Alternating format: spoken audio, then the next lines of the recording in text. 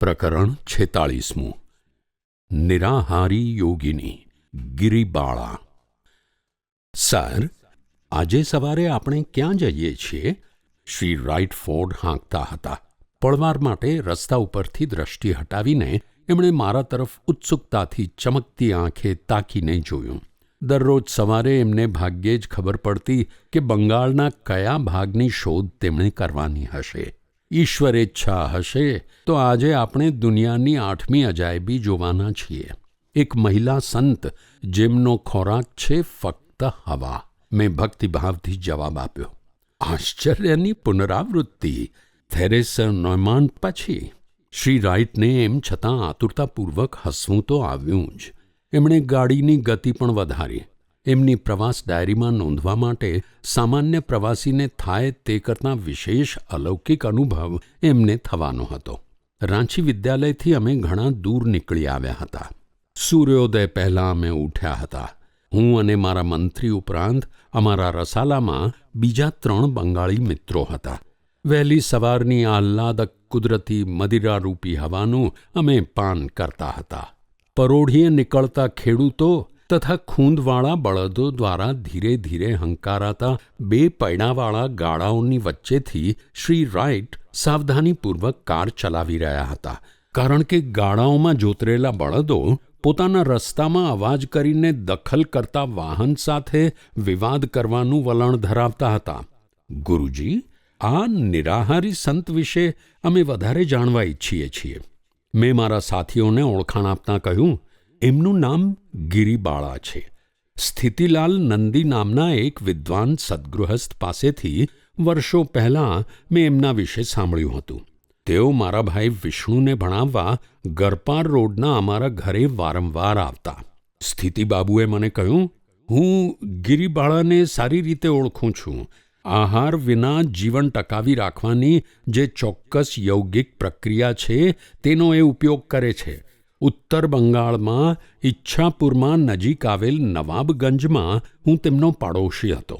તેમની બારીકાઈથી દેખરેખ રાખવાની મેં ખાસ તકેદારી રાખી હતી, પણ ખાનપાનની કોઈ ચીજ તેઓ લેતા હોય એવો કોઈ પુરાવો મને મળ્યો નથી.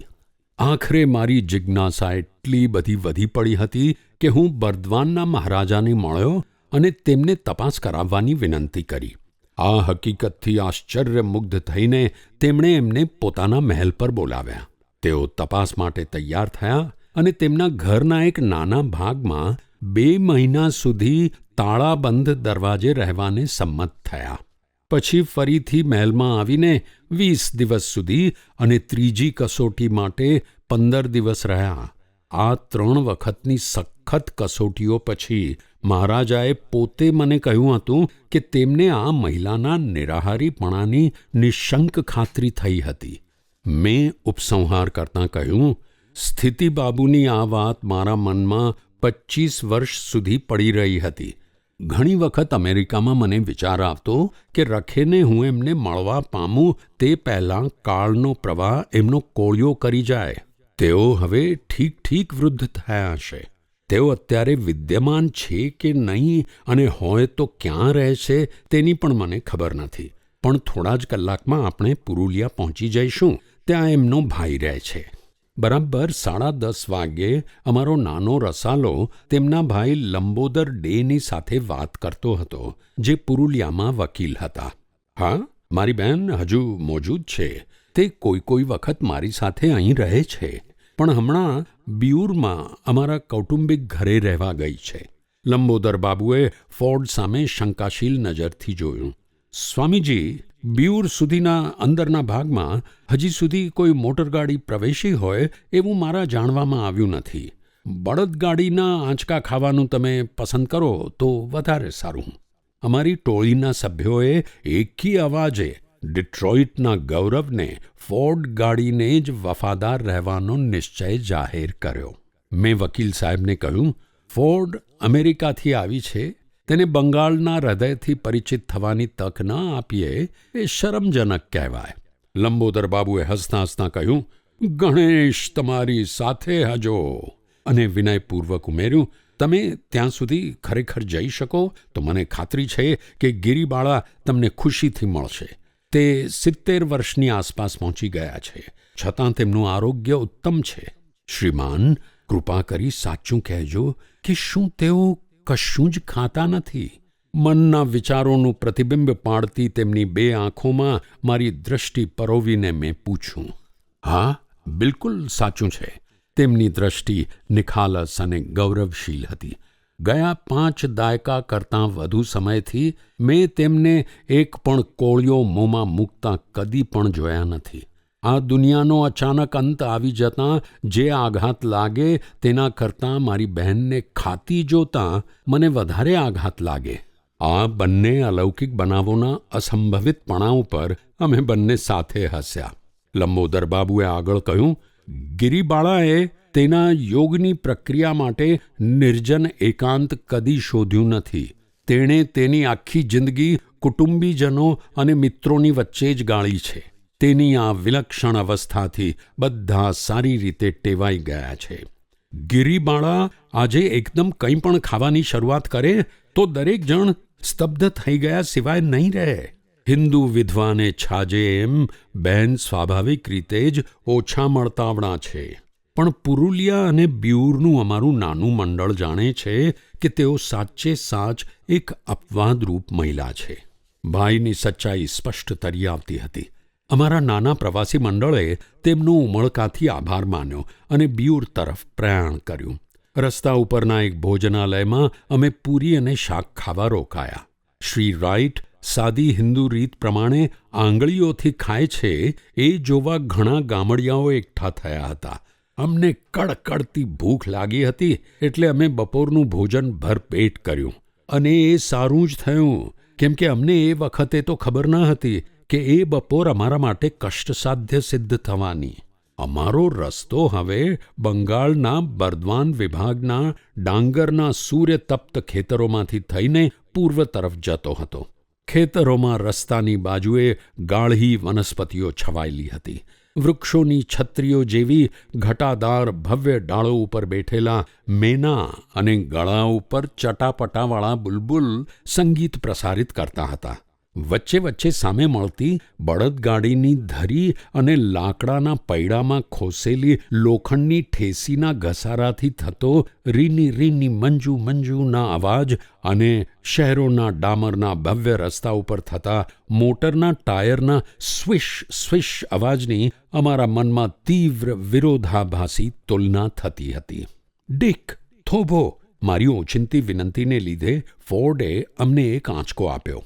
પાકેલા ફળોના અત્યંત ભારથી લચી પડેલું આંબાનું વૃક્ષ બૂમો પાડીને આપણને બોલાવી રહ્યું છે. જ્યાં કેરીઓ જમીન ઉપર પથરાયેલી પડી હતી ત્યાં અમે 5 જણા બાળકોની માફક દોડી ગયા. કેરીઓ જેમ જેમ પાકતી ગઈ તેમ તેમ નીચે પડતી ગઈ હતી. સંખ્યાબંધ કેરીઓ નીચે અદૃશ્ય રીતે પડી રહેવાને સર્જાઈ છે. મેં વિવરણ કરતાં કહ્યું, એ પથરાળ જમીન પર એની મીઠાશ વેડફાઈ જવાની છે. મારા એક બંગાળી વિદ્યાર્થી શૈલેષ મજુમદારે હસતાં હસતાં કહ્યું, આવું બધું કંઈ અમેરિકામાં નથી ને સ્વામીજી? ના, કેરીના રસથી ધરાઈને સંતોષથી મેં કબૂલ કર્યું. પશ્ચિમમાં આ ફળનો અભાવ મને કેટલો બધો સાલતો હતો. કેરી સિવાયનું સ્વર્ગ એક હિન્દુ કલ્પી શકતો નથી. મેં એક પથ્થર ઉપાડ્યો અને ઊંચામાં ઊંચી ડાળી પર પાંદડાની નીચે સંતાયેલી એક સુંદર કેરી નીચે પાડી. ડેક, ઉષ્ણકટિબંધના સૂર્યના તાપથી ગરમ થયેલ પેલા અમૃત ફળને ચૂસતા મેં પૂછ્યું, આપણા બધા કેમેરા ગાડીમાં છે? હા ગુરુજી, સામાન રાખવાના વિભાગમાં. જો ગિરિબાળા ખરેખર સાચી સંત હોય તો તેના સંબંધમાં પશ્ચિમમાં જઈને હું એક લેખ લખવા માગું છું. આવી પ્રેરક શક્તિઓવાળી એક હિન્દુ યોગિનીનું જીવન અને મરણ જગતથી અપરિચિત ન રહેવા જોઈએ. આમાંની ઘણી ખરી કેરીઓની માફક. અડધા કલાક પછી પણ હું જંગલની શાંતિમાં ભટકતો જ રહ્યો. ગુરુજી, શ્રી રાઇટે કહ્યું, સૂર્યાસ્ત પહેલાં આપણે ગિરિબાળા સુધી પહોંચવું જોઈએ, જેથી ફોટા માટે આપણે જોઈતો સૂર્યપ્રકાશ મેળવી શકીએ. તેમણે સ્મિત સાથે ઉમેર્યું, પાશ્ચાત્યો શંકાશીલ છે. ફોટાઓ સિવાય આ મહિલા પર કોઈને વિશ્વાસ બેસશે તેવી આપણે આશા રાખી શકીએ નહીં. ડાપણની આ વાત નિર્વિવાદ હતી. લાલચને ઠોકર મારીને હું ફરી ગાડીમાં બેઠો. ડિક, તમે બરાબર યાદ કરાવ્યું. ઝડપથી આગળ ધપતાં મેં નિશ્વાસ મૂક્યો. પશ્ચિમના યથાર્થવાદની વેદી ઉપર હું આમ્ર સ્વર્ગને પણ જતું કરું છું. પોટા તો પાસે હોવા જ જોઈએ. રસ્તો વધારે ને વધારે ખરાબ આવતો ગયો. બળદગાડાના પૈડાથી બનેલા ચીલાઓ, કડક થઈ ગયેલી માટીના ફોડલા જેવા ઢેફા, વૃદ્ધાવસ્થાના દુઃખદ લક્ષણો. ઠેક ઠેકાણે અમારા પૈકીના 4 જણાઓને નીચે ઉતરી જવું પડતું અને પાછળથી ધક્કા મારીને શ્રી રાઇટને ગાડી કાબૂમાં રાખીને આગળ લઈ જવામાં મદદ કરવી પડતી હતી. શૈલેષે આખરે સ્વીકાર્યું. લંબોદર બાબુએ સાચું જ કહ્યું હતું. ગાડી આપણને લઈ જતી નથી, પણ આપણે ગાડીને લઈ જઈએ છીએ. ગાડીમાં વારંવાર ચડ ઉતર કરવાના કાર્યક્રમનો કંટાળો વચ્ચે વચ્ચે આવતા ગામડાઓના દર્શન માત્રથી દૂર થતો હતો. દરેક ગામ અનોખી સાદગીનું દ્રશ્ય હતું. શ્રી રાઇટે તારીખ 5મી મે 1936ના રોજની પોતાની યાત્રા પોથીમાં નીચેની નોંધ કરી. અમારો રસ્તો તાડના ઝુંડોની વચ્ચેથી ઘુમાવદાર વળાંક લેતો જંગલની છાયામાં વસતા પ્રાચીન પ્રદૂષણ રહિત ગામડાઓમાં થઈને જતો હતો. ઘાસ, સાંઠી વગેરેના છાપરાઓવાળા માટીના ઝૂંપડાઓના સમૂહો ઘણા સુંદર લાગતા હતા. દરેક ઝૂંપડાના બારણા ઉપર ઈશ્વરનું કોઈ એક નામ સુશોભિત રીતે લખેલું હતું. ઘણા નાના નાના નગ્ન છોકરા નિર્દોષ ભાવે આંગણામાં રમતા અથવા તેમના ગામમાં થઈને આવી કોઈ મોટી કાળી બળદ વગરની ગાડી તેજ ગતિથી દોડી જતી હોય ત્યારે તેની સામે તાકીને જોઈ રહેતા, અથવા તો ત્યાંથી પીઠ ફેરવીને ઝડપથી ભાગી જતા.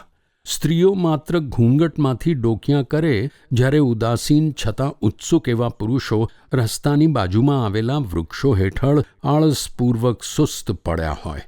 એક જગ્યાએ ગામના ઘણા લોકો આનંદપૂર્વક એક મોટા કુંડમાં નહાતા હતા. તેમના વસ્ત્રો પહેરીને શરીર ફરતે સૂકા કપડાં વીંટ્યા બાદ ભીના કપડાં કાઢીને બદલતા હતા. સ્ત્રીઓ પિત્તળના મોટા ઘડાઓમાં ઘર માટે પાણી લાવતી હતી. રસ્તો અમને હર્ષપ્રદ પર્વતો અને ટેકરીઓમાંથી લઈ જતો હતો. અમે ઉછળતા, પછડાતા, નાના વહેણાઓમાં ઝબકોળાતા, અધૂરા રહેલા બંધની ફરતે વળાંક લેતા, સૂકી રેતીવાળી નદીના પટથી સરકતા છેવટે લગભગ 5 વાગ્યે અમારા લક્ષ્યસ્થાન બ્યુરમાં આવી પહોંચ્યા. ગાઢ વનસ્પતિઓના રક્ષણથી ઘેરાયેલું બાંકુરા જિલ્લાનું આ નાનકડું ગામ વર્ષા ઋતુમાં મુસાફરોને માટે દુર્ગમ બની જાય છે. લોકોએ કહ્યું કે તે સમયે નદી નાળા પ્રચંડ વેગથી વહેતા હોય છે અને રસ્તા સર્પની જેમ કીચડરૂપી વિષ ઓકે છે. એકાંત ખેતરમાં આવેલ મંદિરમાં પ્રાર્થના કરીને ઘરે જતા શ્રદ્ધાળુઓના એક વૃંદમાંથી એક માર્ગદર્શકની માગણી કરતાં ફાટ્યા તૂટ્યા કપડાંવાળા ડઝનેક છોકરાથી અમે ઘેરાઈ ગયા. જેઓ અમને ગિરિબાળાનું ઘર બતાવવા અતિ આતુર હતા, તેઓ ગાડીની બંને બાજુના ફૂટબોર્ડ પર ચડી ગયા. માટીના ઝૂંપડાના સમૂહને ઢાંકી દેતા ખજૂરીના વૃક્ષોના ઝુંડ તરફ રસ્તો જતો હતો. પરંતુ અમે ત્યાં પહોંચીએ તે પહેલાં ગાડી ભયજનક વળાંક લીધા પછી ઉછળીને નીચે પટકાઈ. ઝાડો અને તળાવની ફરતે ખાડા ટેકરાઓમાં થઈને એક સાંકડી કેડી જતી હતી. ગાડી ઝાંખરાઓની જાળમાં ફસાઈ અટકી ગઈ. પછી નાના ટેકરા ઉપર ફસાઈ ગઈ, જેથી રસ્તાની માટીનો ઢગલો દૂર કરવાની જરૂર પડી. આમ અમે આસ્તે આસ્તે પણ કાળજીપૂર્વક આગળ વધતા ચાલ્યા. કેડીની વચ્ચે ડાળીઓ પડેલી હોવાથી રસ્તો જ બંધ થઈ ગયો. આથી અમારે એક સીધા ઢાળવાળા વિશાળ પથ્થર નીચેથી વળાંક લઈને સૂકા તળાવમાંથી જવું પડ્યું, જ્યાંથી બહાર નીકળવા માટે કોઈ ઠેકાણેથી માટી ખોદીને હટાવવી પડી. વારંવાર રસ્તો પસાર કરવો મુશ્કેલ લાગતો હતો, પણ અમારી યાત્રા આગળ ચલાવવાની જ હતી. જે છોકરાઓ અમારી ગાડી પર ચડી બેઠા હતા, તેઓએ કોદાળીઓ લાવીને અમારો રસ્તો સાફ કરી દીધો. ગણેશના આશીર્વાદ! જ્યારે સેંકડો નાના છોકરાઓ અને વૃદ્ધો અમને તાકીને જોઈ રહ્યા હતા. પુરાણા ગાડા માર્ગને ચીલે ચીલે અમે રસ્તો કાપતા હતા. સ્ત્રીઓ આ દ્રશ્ય તેમના ઝૂંપડાના બારણામાંથી વિસ્મિત આંખે જોતી હતી. પુરુષો અમારી બાજુમાં અને પાછળ ચાલતા હતા, અને સરઘસને વિશાળ બનાવતા છોકરા અહીં તહીં દોડી રહ્યા હતા. આ રસ્તા ઉપર મુસાફરી કરનાર અમારી આ મોટર કદાચ સૌથી પહેલી જ હશે. આ ક્ષેત્રમાં બળદગાડાનો સંઘ જ સર્વશક્તિમાન હશે, કારણ એમના સિવાય બીજું કોઈ વાહન આ રસ્તે ચાલી શકે તેમ જ ન હતું. અમે શી ઉત્તેજના સર્જી હતી! એક અમેરિકન દ્વારા સંચાલિત સુસવાટા દેતી ગાડીમાં એક જૂથનો તેમના નાના ગામના કિલ્લામાં સૌ પ્રથમ પ્રવેશ એ તેમના પુરાતન એકાંત અને પવિત્રતા પર આક્રમણ સમાન હતો. અમે એક સાંકડી ગલીને નાકે આવીને ઊભા રહ્યા ત્યારે ગિરિબાળાનું પૈતૃક ઘર 100 ફૂટ જેટલું દૂર હતું. રસ્તા સાથેની આટલી બધી લાંબી મથામણ અને યાત્રાના કામચલાઉ અંત પછી મળેલી આ લક્ષ્ય સિદ્ધિથી અમે રોમાંચ અનુભવ્યો. આખરે અમે બાજુના માટીના ઝૂંપડાથી જુદા તરી આવતા ઈંટ અને પ્લાસ્ટરના 2 માળના પાક્કા મકાન પાસે આવી પહોંચ્યા. અત્યારે ઘરની મરામત ચાલુ હતી, કેમ કે મકાનની આજુબાજુ ઉષ્ણકટિબંધમાં ખાસ કરીને હોય છે તેમ વાંસની પાલખ બંધાયેલી હતી. તીવ્ર ઉત્કંઠા અને અવરોધિત આનંદની બેવડી લાગણીઓ સાથે અમે ઈશ્વરના નિરાહારી સંતના સ્પર્શથી પુનિત થયેલા ખુલ્લા દરવાજા સમક્ષ જઈને ઊભા. સતત આશ્ચર્યચકિત ગામના લોકો, જુવાન અને ઘરડા, વસ્ત્રહીન અને વસ્ત્રોવાળા, કંઈક અંશે અલગ પણ કુતૂહલ વૃત્તિવાળી સ્ત્રીઓ, પુરુષો અને બાળકો નિસંકોચ અમારી પાછળ આવીને આ અપૂર્વ દ્રશ્ય તરફ તાકી રહ્યા હતા. તરત જ બારણામાં નાનો દેહ દેખાયો. ગિરિબાળા.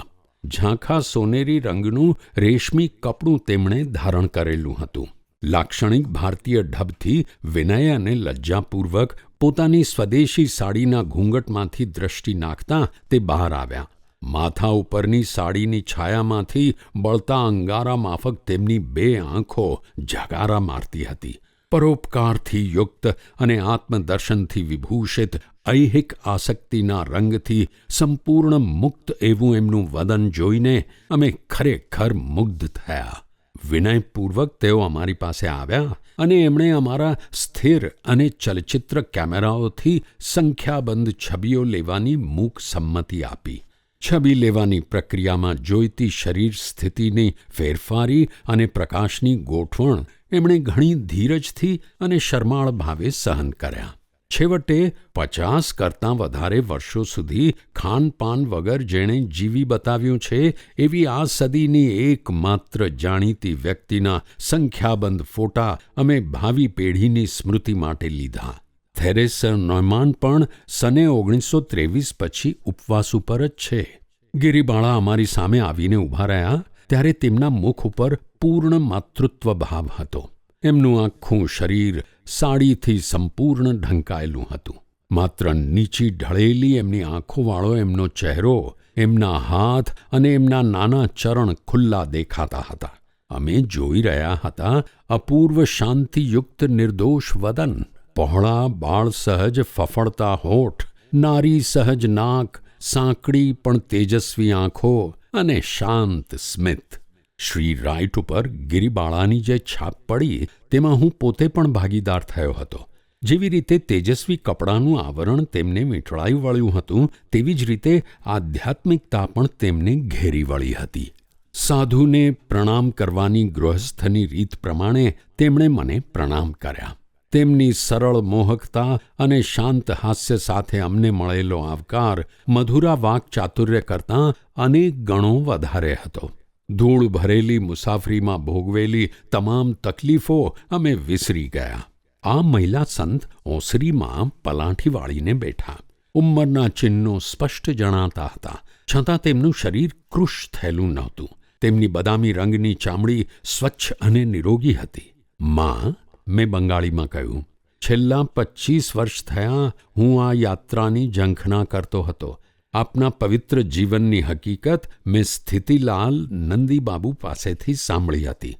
ડોકું ધૂણાવીને તેમણે તેનો સ્વીકાર કર્યો. હા, નવાબગંજમાં તેઓ મારા ભલા પાડોશી હતા. એ વર્ષો દરમિયાન હું પરદેશ ગયો હતો, પરંતુ કોઈ દિવસ આપના દર્શન કરવાની મારી ઈચ્છા હું ભૂલી ગયો નહોતો. જે ભવ્ય પાઠ આપ અહીં અપ્રસિદ્ધ રીતે ભજવી રહ્યા છો તેને જાહેર કરવો જોઈએ, કેમ કે આંતરિક દિવ્ય આહારને જગત લાંબા વખતથી ભૂલી જ ગયું છે. સંતે ક્ષણભર આંખો ઊંચી કરી અને હસીને એમ બતાવ્યું કે પોતાને આ વાતમાં ગંભીર રસ છે. તેમણે સૌમ્યતાથી કહ્યું, બાબા, પૂજ્ય પિતા બધું જાણે છે. તેમને કાંઈ ખોટું લાગ્યું નથી તે જાણી હું ખુશ થયો. મોટા યોગીઓ અને યોગિનીઓ ઉપર જાહેરાતના વિચારથી કેવી પ્રતિક્રિયા થાય છે તે કોઈ કદી જાણતું નથી. એક નિયમ તરીકે તેઓ આવી જાહેરાત ટાળે છે. તેમની ઈચ્છા એકાંતમાં ઊંડે આત્મશોધ કરવાની હોય છે. જ્યારે તેમની સાધના યોગ્ય વખતે પરિપક્વ થાય અને અંતર અવાજનો આદેશ મળે ત્યારે જ તેઓ જિજ્ઞાસુઓના શ્રેયાર્થે તેમનું જીવન ખુલ્લું મૂકે છે. મેં આગળ કહ્યું, માં, પ્રશ્નોનો ભાર આપના ઉપર નાખવા માટે ક્ષમા કરજો. આપને ગમે એવા જ પ્રશ્નોના ઉત્તર આપવાની કૃપા કરશો. આપના મૌનને પણ હું સમજી જઈશ. કૃપા વરસાવતા હોય એમ હાથ પહોળા કરીને તેઓ બોલ્યા, જ્યાં સુધી મારા જેવી મામૂલી વ્યક્તિ સમાધાનકારક જવાબો આપી શકતી હોય ત્યાં સુધી મને બધા પ્રશ્નોના જવાબ દેવામાં ઘણી ખુશી થશે. અરે નહીં, મામૂલી નહીં. મેં અંતઃકરણપૂર્વક વિરોધ દર્શાવ્યો. આપ તો મહાન આત્મા છો. તેમણે વિચક્ષણ રીતે કહ્યું, હું તો બધાની નમ્ર સેવિકા છું. મને તો રાંધવાનું અને લોકોને જમાડવાનું બહુ ગમે. મને વિચાર આવ્યો કે એક નિરાહારી સંત માટે આવી કામગીરી તો ઘણી વિચિત્ર ગણાય. માં, તમે પોતાના મોઢેથી જ કહો, તમે આહાર કર્યા સિવાય રહો છો? હા, એ ખરું છે. થોડી ક્ષણો તેઓ મૌન રહ્યા. હવે પછીનું તેમનું વિધાન એમ બતાવતું હતું કે તેઓ મનમાં કંઈક ગણતરી કરી રહ્યા હતા. 12 વર્ષ અને 4 મહિનાની મારી ઉંમરથી આજે 68 વર્ષની ઉંમર સુધી, 56 કરતાં વધારે વર્ષોની મુદત સુધી મેં કાંઈ અન્ન ખાધું નથી, તેમજ પ્રવાહી પણ પીધું નથી. આપને ખાવાની કદી લાલચ થઈ જ નથી? મને ખાવાની લાલસા જાગી હોત તો મેં ખાધું હોત. તેમણે આ સ્વયંસિદ્ધ સત્ય બહુ જ સરળતાથી અને શાલીનતાથી ઉચ્ચાર્યું. રોજના 3 ભોજનથી ટેવાયેલી આ દુનિયા આ સત્યને બહુ જ સારી રીતે જાણે છે. પણ તમે કંઈક તો ખાતા હશો ને? મારા અવાજમાં પ્રતિવાદનો સૂર હતો. હા, જરૂર. તેમણે તરત મર્મ પકડી લીધો અને હસ્યા. સૂર્યપ્રકાશ અને હવામાંની સૂક્ષ્મ શક્તિઓમાંથી અને મેરુદંડ શીર્ષ મેડ્યુલા ઓબ્લોંગાટા મારફતે વિશ્વશક્તિ તમારા શરીરને જે તાકાત બક્ષે છે તેમાંથી તમને પોષણ મળ્યા કરે છે. બાબા બધું જાણે છે. ફરીથી તેઓ સંમત થયા. તેમની બોલવાની રીત સરળ અને હળવી હતી. માં, તમારા પ્રારંભિક જીવન વિશે મને કહેવાની કૃપા કરો. આખા ભારતને માટે અને સમુદ્ર પારના આપણા બહેનો અને ભાઈઓને પણ એ જાણવાની ઊંડી ઈચ્છા રહે છે. હવે ગિરિબાળા પોતાનો હંમેશનો મિતભાષી સ્વભાવ છોડીને વાતચીતના મિજાજમાં આવ્યા. ભલે, એમનો અવાજ ધીમો પણ મક્કમ હતો. હું આ જંગલ વિસ્તારમાં જન્મી હતી. મારું બાળપણ સાવ સામાન્ય હતું, સિવાય કે મારી ભૂખ સદા અસંતોષી હતી.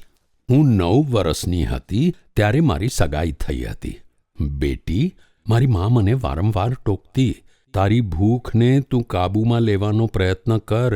તારા પતિને ઘેર અજાણ્યાઓ વચ્ચે તારે રહેવાનો વખત આવશે ત્યારે તારા દિવસો ખાવામાં જ પૂરા થવાના હોય તો તેઓ તારે માટે શું ધારશે? જે આફતની તેણે આગાહી કરી હતી તે આખરે આવીને ઊભી રહી. નવાબગંજમાં હું મારા પતિને ઘરે આવી ત્યારે હું માત્ર 12 વર્ષની હતી. મારી સાસુ મને મારા અક્રાંતિયાપણા માટે સવાર, બપોર અને સાંજ ટોક્યા જ કરતા. તેમનો ઠપકો મારે માટે આશીર્વાદરૂપ થઈ પડ્યો. મારી સુપ્ત આધ્યાત્મિક વૃત્તિઓ જાગી ઉઠી. એક દિવસે તેમનો ઠપકો ઘણો કઠોર હતો. હું તરત જ તમને સાબિત કરી આપીશ, કઠોર શબ્દોથી વ્યથિત થઈને મેં કહ્યું. જ્યાં સુધી જીવીશ ત્યાં સુધી ફરીથી હું કદી અન્નને સ્પર્શ નહીં કરું. મારા સાસુ તિરસ્કારપૂર્વક હસ્યા. તેમણે કહ્યું, એમ? જ્યારે તને અતિ આહાર કર્યા સિવાય ચાલતું નથી તો તું ખાધા વગર જીવી જ કેમ શકીશ? આ ટીકાનો જવાબ આપી શકાય એમ નહોતો, પણ મારા હૃદયે દ્રઢ નિશ્ચય કરી લીધો હતો. એકાંતમાં જઈ મેં ભગવાનનું શરણ લીધું.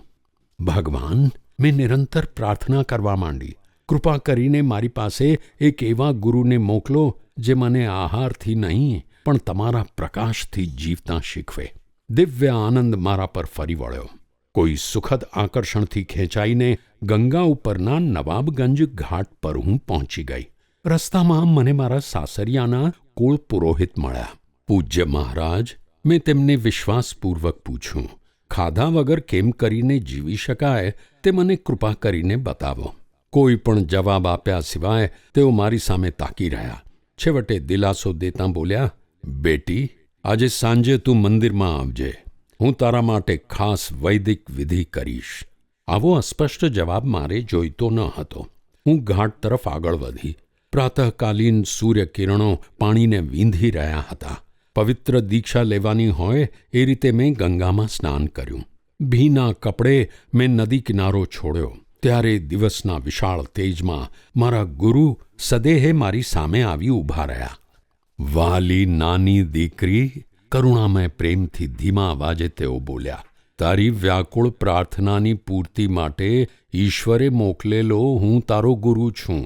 આવી અસામાન્ય પ્રકારની તારી માગણીથી તેમને ઊંડી લાગણી થઈ આવી છે.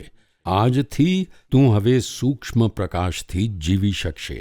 તારા શરીરના પરમાણુઓને બ્રહ્માંડના અનંત પ્રવાહમાંથી પોષણ મળ્યા કરશે. ગિરિબાળા શાંત થઈ ગયા. શ્રી રાઇટની પેન્સિલ અને પોથી મેં હાથમાં લીધા અને કેટલીક હકીકતોનો અંગ્રેજી અનુવાદ તેમની જાણ માટે લખી આપ્યો. સંતે પોતાની વાત આગળ ચલાવી. એમનો સૌમ્ય અવાજ ભાગ્યે જ સંભળાય એવો હતો. ઘાટ નિર્જન હતો, પણ મારા ગુરુએ રક્ષણાત્મક પ્રકાશનું એવું તેજ અમારી આજુબાજુ પાથરી દીધું કે જેથી કોઈ રડ્યો ખડ્યો સ્નાનાર્થી પણ અમને ખલેલ કરી શકે નહીં. પછી તેમણે મને એક ક્રિયા પદ્ધતિની દીક્ષા આપી, જે શરીરને મનુષ્યોની સ્થૂળ ખોરાક પરની નિર્ભરતામાંથી મુક્ત કરે છે. આ પ્રયોગમાં ચોક્કસ મંત્રોનો ઉપયોગ કરવાનો હોય છે તથા સામાન્ય માણસ કરી શકે તેના કરતાં વિશેષ કઠિન એવી પ્રાણાયામની ક્રિયાનો પણ સમાવેશ થાય છે. કોઈ પણ ઔષધિ અથવા જાદુનો આમાં સમાવેશ નથી. ક્રિયા સિવાય બીજું કાંઈ જ નથી. એક અમેરિકન વર્તમાનપત્રના સંવાદદાતાની રીતે જેમણે મને અજાણતાં જ તેમની પદ્ધતિ શીખવી હતી. મેં દુનિયાને ઘણો રસ પડે એવી ઘણી બાબતો ઉપર ગિરિબાળાને પ્રશ્નો પૂછ્યા. એમણે કટકે કટકે મને નીચેની માહિતી આપી. મને કદી સંતાનો થયા જ નથી.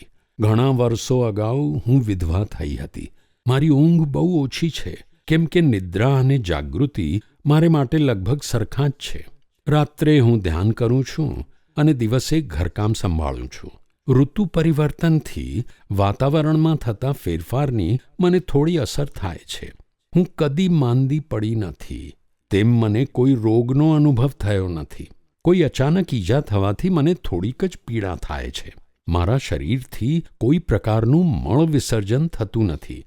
હું મારા હૃદયના ધબકારા અને શ્વાસોચ્છ્વાસનું નિયમન કરી શકું છું. વારંવાર અંતરદર્શનોમાં હું મારા ગુરુ અને બીજા મહાન આત્માઓના દર્શન કરું છું. માં, મેં પૂછ્યું, નિરાહારી જીવનની કળા તમે બીજાઓને કેમ શીખવતા નથી? દુનિયાના કરોડો ભૂખે મરતા માનવીઓ માટેની મારી મહત્વાકાંક્ષા તરત છિન્ન ભિન્ન થઈ ગઈ. ના, તેમણે માથું ધૂણાવ્યું. આ રહસ્યને પ્રગટ કરવાની મારા ગુરુએ મને સખત મનાઈ કરી છે. ઈશ્વરની સૃષ્ટિના આ નાટકમાં વિક્ષેપ પાડવાની તેમની બિલકુલ ઈચ્છા નથી. આહાર સિવાય લોકોને હું જીવવાનું શીખવું તો ખેડૂતો મને ધન્યવાદ નહીં આપે. રસદાર ફળો પૃથ્વી પર એમને એમ પડી રહે. એમ લાગે છે કે આપત્તિ, ભૂખમરો અને રોગ આ ત્રણેય આપણા કર્મના બદલા રૂપે આપણને મળે છે, જે આખરે જીવનનો સાચો અર્થ શોધવાની આપણને પ્રેરણા આપે છે. માં, મેં ધીમેથી પૂછ્યું, આ નિરાહારી જીવન તરફ લઈ જવામાં આપની જ પસંદગી થઈ એમાં કોઈ અર્થ ખરો? મનુષ્ય દિવ્યાત્મા છે તે સિદ્ધ કરવા. જ્ઞાનથી એમનું વદન દીપી ઉઠ્યું. દૈવી વિકાસથી એક મનુષ્ય ધીરે ધીરે સ્થૂળ ખોરાકથી નહીં પણ સનાતન પ્રકાશથી જીવતા શીખી જાય છે તે બતાવવા. સંત ઊંડા ધ્યાનમાં ઉતરી ગયા. તેમની દ્રષ્ટિ અંતર્મુખી થઈ હતી. તેમની આંખોનું નમ્ર ઊંડાણ ભાવહીન થઈ ગયું. એમણે એક વિશિષ્ટ નિશ્વાસ છોડ્યો, જે સમાધિની પરમાનંદમય શ્વાસરહિત અવસ્થામાં પ્રવેશ કરતાં પહેલાં છૂટે છે. થોડા વખત માટે તેઓ આંતરિક આનંદના સ્વર્ગ સમા પ્રશ્નવિહોણા પરમધામમાં જઈ આવ્યા. ઉષ્ણકટિબંધની સંધ્યાના અંધારા ઉતરી રહ્યા હતા. કેરોસીનના નાના દીવાનો ટમટમતો પ્રકાશ અંધારામાં ચૂપચાપ બેઠેલા ગ્રામવાસીઓના માથા ઉપર પડતો હતો. ઉડતા આગિયાઓ અને દૂરના ઝૂંપડાઓમાં બળતા તેલના ફાનસ એ મખમલી રાતમાં ચમકદાર વિલક્ષણ આકૃતિઓ રચતા હતા. વિદાયની વસમી વેળા હતી. ધીમી અને કષ્ટદાયક વળતી મુસાફરી અમારા નાના રસાલા સમક્ષ હજી ઊભી હતી. ગિરિબાળા, સંતે જ્યારે આંખો ઉઘાડી ત્યારે મેં કહ્યું, આપના સંભારણા તરીકે મને કંઈક આપો. આપની સાડીનો એક ટુકડો. તેઓ બનારસી રેશમનો એક ટુકડો લઈને તરત જ પાછા આવ્યા અને મારી તરફ હાથ લાંબો કરતાં તેઓ એકદમ સાષ્ટાંગ પ્રણામ કરતાં જમીન પર પડ્યા.